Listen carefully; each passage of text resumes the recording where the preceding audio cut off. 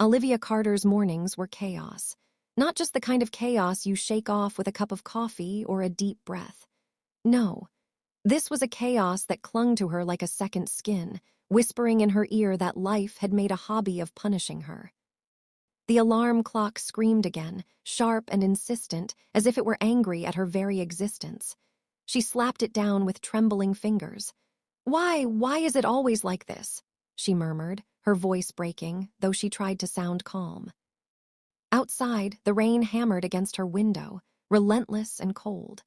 Her tiny apartment carried the damp smell of mildew and rain mixed with the bitter tang of old takeout. Bills teetered in precarious stacks on the table, threatening to topple at the slightest touch. Shoes littered the floor like scattered memories she didn't have time to sort. She pulled on her coat.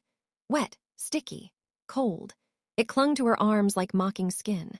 Her shoes squelched through puddles on the cracked sidewalks.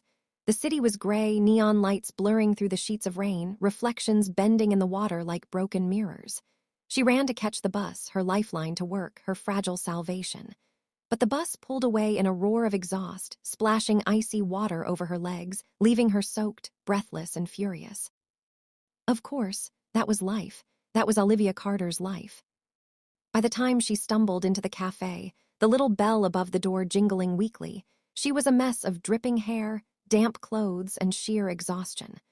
Warmth rolled over her in waves, coffee, sugar, cinnamon. For the first time that day, she felt almost safe. And then it happened. She collided with him. Not a small bump, not a fleeting accident. A jolt so sharp it felt like the world tilted beneath her. The coffee cup in her hand tipped forward, scalding hot, spilling across the chest of a man in a charcoal black suit. The fabric clung to him, outlining sharp lines and power.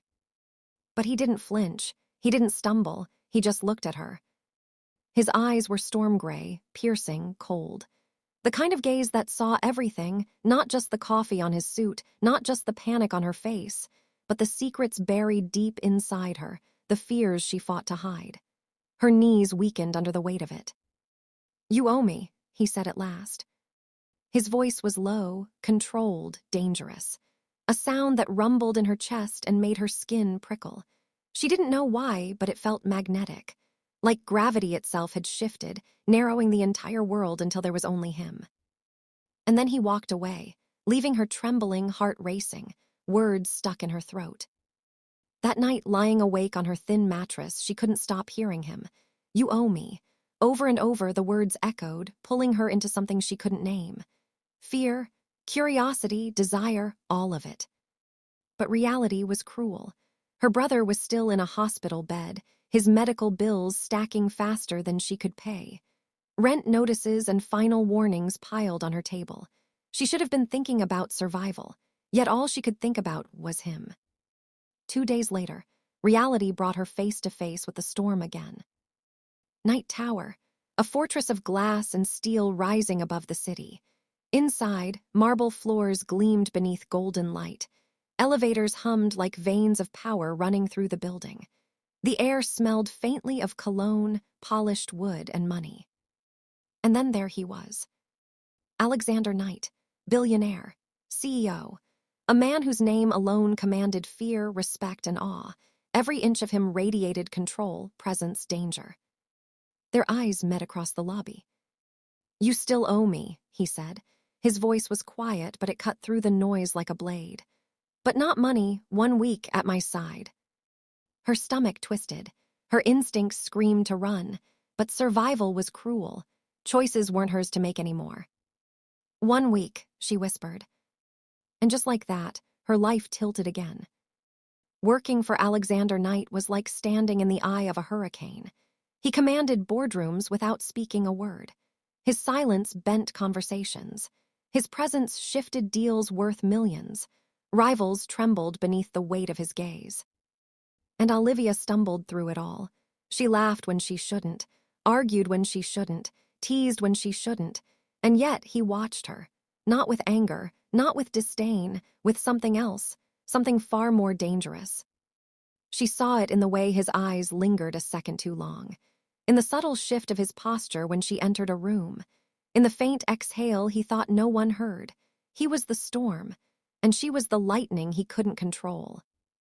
One evening, she found herself on the rooftop of Night Tower, the city lights scattered beneath her like fallen stars. The wind tugged at her hair, sharp and electric. "Most people want me for my money," he said suddenly, his voice quiet, almost fragile. "What do you want?" She laughed nervously. "Honestly, just to survive the week." For the first time, Alexander Knight smiled. Not the cold, practiced smile the world saw, a real smile, dangerous, vulnerable. And with that smile, something inside her shifted. Days bled into nights. Secrets unfolded like paper. One evening, she discovered a folded note tucked into her bag, her own handwriting staring back at her. "Thank you for helping my brother. The hospital said you paid his bills." His storm-gray eyes flickered when she confronted him. Alexander Knight, the man of steel and glass, the man who bent empires with his silence, had revealed a crack. A kindness he had hidden from the world. The gala was another storm altogether. Chandeliers glittered overhead, champagne glasses clinked like delicate bells. She drifted through the crowd, small and fragile in a sea of opulence. He pulled her onto the balcony, the night air biting against her skin. "Why me?" she whispered. "Because you don't see the billionaire," he said, voice raw. "You see me, and that terrifies me." Then he kissed her, fierce, desperate, a kiss that stole the air from her lungs and the ground from her feet. But love with Alexander Knight was never safe. Headlines screamed her name: gold digger, scandal. Rivals framed her with forged documents. Whispers followed her into every cafe, every corner of the city. And his voice, once warm, turned cold. "I trusted you, and that was my mistake." Then he walked away. Her world crumbled. Weeks later, Olivia sat alone in her tiny apartment, surrounded by cardboard boxes. Books, memories, regrets. She had convinced herself he was gone, that Alexander Knight had chosen his empire over her. A knock came at the door, soft, hesitant. Her hands trembled as she opened it. There he was, no suit, no mask, just Alexander Knight, stripped of armor, his eyes haunted and vulnerable. "I was wrong," he whispered. "I thought love was weakness, but losing you showed me it's the only strength I want." Her throat closed. She wanted to scream. She wanted to laugh. She wanted to collapse into him and never let go. Then he held out a small silver key. "These aren't keys to a mansion," he said softly.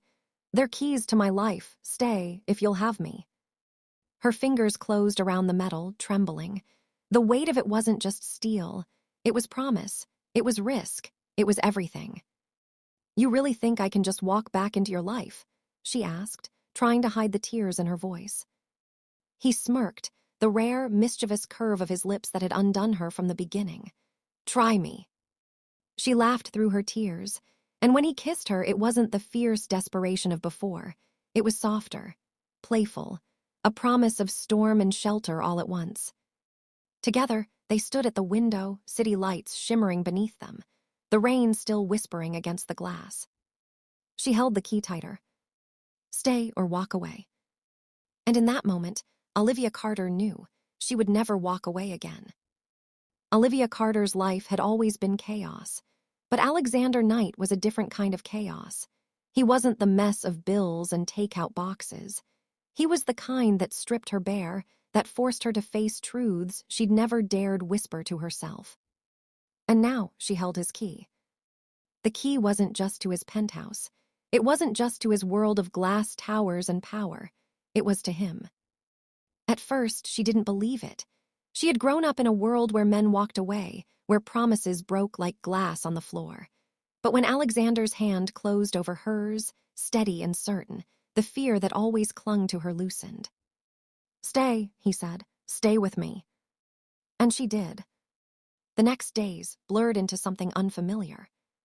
She woke to the quiet hum of the city far below, sunlight cutting across silk sheets.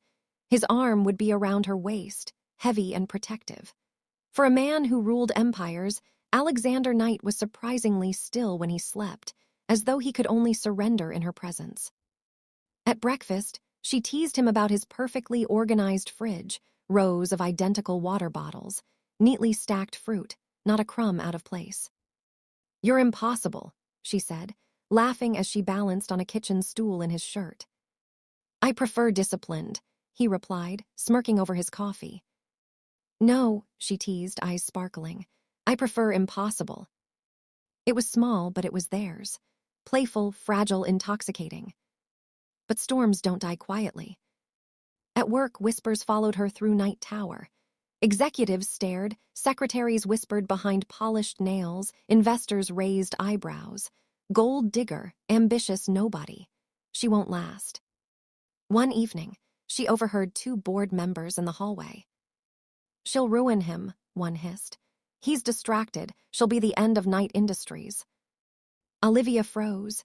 Their words clung like knives. She wasn't strong enough, wasn't powerful enough for his world. She belonged in her small apartment with bills stacked on the counter, not in penthouses with chandeliers. When Alexander found her later, sitting silently on the balcony, knees pulled to her chest, he knelt in front of her. "What did they say to you?" His voice was quiet, dangerous. "Nothing that isn't true," she whispered. "I don't belong here, I don't belong with you." His storm gray eyes softened, and for once he didn't argue with power or logic. He just cupped her face, forcing her to meet him eye to eye. "Olivia Carter," he said, his voice breaking, "you belong wherever I am, and I am not letting go of you." But love wasn't only whispered promises. One night, she stood with him on the rooftop of Night Tower. The city stretched below them like constellations trapped in glass and steel. The wind whipped through her hair, cold and electric. "What scares you the most?" she asked softly. He didn't answer immediately. Alexander Knight was a man who always had answers, always had control. But tonight, he hesitated. "Losing everything I've built," he said at last. "But lately, that doesn't scare me half as much as losing you." Her breath caught. She wasn't used to men admitting fear, let alone Alexander Knight. So she whispered back, "Then don't lose me." Their world became a balance of storms and quiet. At board meetings, he was the ruthless billionaire, cutting down rivals with a single glare. At home, he let her into the cracks. She danced barefoot in his kitchen, left messy sketches on his desk, teased him about his perfectly folded ties. He teased her back. One evening, he found her asleep on his couch, textbooks and unpaid bills scattered around her. He carried her to bed, brushing hair from her face. She stirred, mumbling, "You don't have to fix everything for me." He kissed her forehead. "I don't want to fix everything. I just want to hold the pieces with you." But the storm wasn't done testing them. A rival company leaked fake documents, accusing Olivia of embezzlement. Headlines screamed again, "Mistress ruins Knight Empire." Fraud, betrayal. This time, even Alexander's board turned against her. "You need to let her go," they said. "She'll drag you down." For a moment, she thought he would. She saw the cold return to his eyes, the mask sliding back into place. But when the moment came, he stood in front of her in that boardroom, his voice sharp as thunder. "She's not the weakness in this company," he declared. "She's the reason I fight harder than I ever have. Remove her, and you remove me." Gasps filled the room. She trembled, and for the first time she believed him. One night he drove her away from the city. No chauffeurs, no guards, just him and the hum of the engine, the road stretching endlessly ahead. "Where are we going?" she asked, laughing nervously. "Anywhere you want," he said. They ended up at the ocean, the waves crashing endlessly against the shore. Olivia ran barefoot into the sand, spinning, laughing, the salty wind tangling her hair. Alexander followed, loosening his tie, rolling up his sleeves. For once, he was Alexander Knight, billionaire CEO. He was just a man. Under the moonlight, he pulled her close, resting his forehead against hers. This is what I've been missing," he whispered. Weeks later, back in the city, Olivia stood at the window of his penthouse, the silver key warm in her palm. The storm of their love had tested them, torn them, broken them, but also rebuilt them stronger. Alexander came up behind her, wrapping his arms around her waist. "Still thinking about walking away?" he teased softly. She smiled, leaning back against him. Not anymore. The city stretched out before them, wild and unrelenting. But for the first time, Olivia Carter felt she could face it. Not because the storm was gone, but because she had learned to dance inside it. Love, raw, real, dangerous. And this time, neither of them would walk away.